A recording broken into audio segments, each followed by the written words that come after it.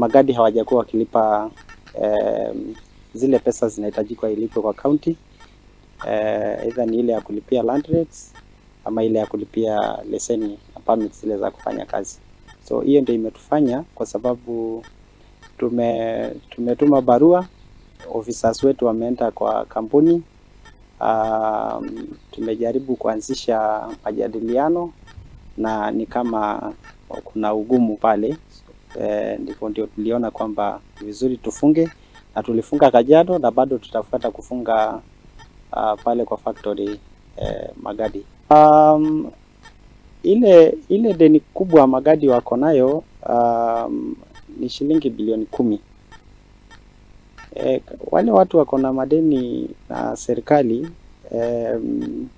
in total zile pesa ambazo debtors wale wanapaswa kulipa pesa na umekuwa na madeni kulipa revenues ya county ni 11.9 bilioni 11.9. Sasa ukilinganisha bilioni 10 ambayo ni magadi haijakuwa ikilipa, Tata Chemical magadi haijakuwa ikilipa Kajiado County pesa za serikali.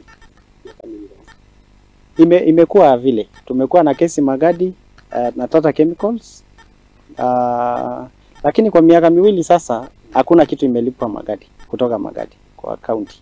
Unajua hata kama uko na deni ya mtu ni vizuri ujitokeze useme ile unaweza na ionekane kwamba uko na nia ya kulipa, lakini kukaa kabisa bila kulipa pesa za serikali lazima naye sheria ikupate. Kulingana na county, yale tulitakiwa kufanya tulifanya, lakini ile magadi nayo ilikuwa imetakiwa ifanye ndio inataka kufanya, ndio unakuta sisi tunachukua hiyo hatua, lakini ile yote tulielekezwa wote tufanye kulingana na ile